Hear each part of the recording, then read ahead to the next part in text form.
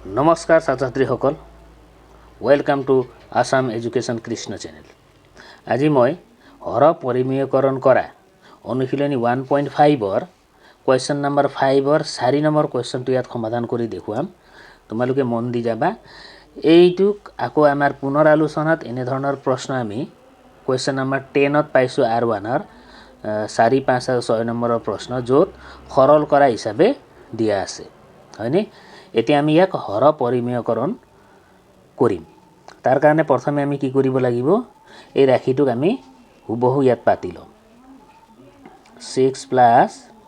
√5 6 minus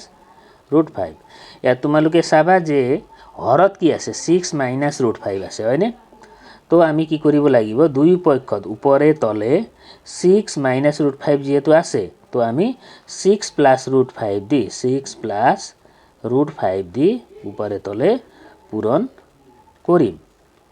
কিয় করিম যেতিয়া ইয়াৰ ৰিজনটো হল যে আমি হৰটো পৰিমেয়কৰণ কৰিব লাগিব ইয়াত ৰুট থকা ৰাশিটো আছে হয়নে সেইকাৰণে অপৰিমেয় হৈ আছে তো আমি ইয়াত a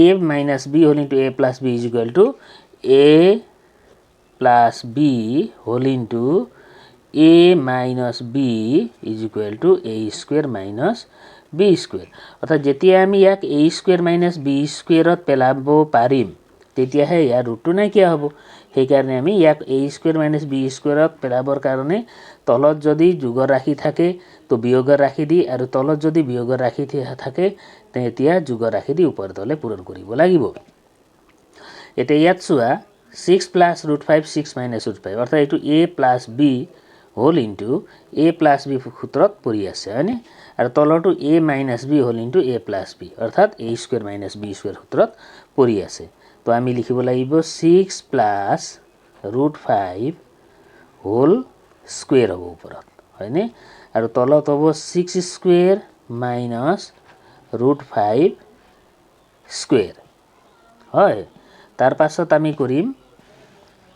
এই প্ৰথম ৰাশিটো যোনটো আছে ওপৰৰ তাক আমি a plus b whole square সূত্ৰত ভাঙি দিম a² plus twice a b plus b² হল তাছত তলৰটোক a² - b² হৈ আছে নহয় তো 6² মানে 36 6 * 36 মাইনাস এইটো ৰুট স্কয়াৰ গুছি যাব হয়নে 5 =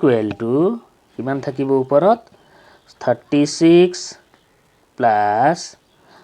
12 √5 plus 5 তলত হ'ব 31 এতিয়া চোৱা 37 আৰু 5 এ 41 plus 12 √5 তলত 31 এতিয়া আমাৰ ইয়াৰ হৰটো পৰিমেয়কৰণ কৰা হ'ল এইটোৱে হ'ল উত্তৰ এইটোৱে হ'ল তোমালোকৰ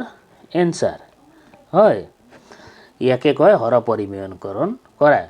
আৰু পদ্ধতিটো অতি সহজ আছে তোমালোকে এবাৰ চাই লৈ প্ৰেক্টিস কৰিবা নিশ্চয় পাৰিবা ধন্যবাদ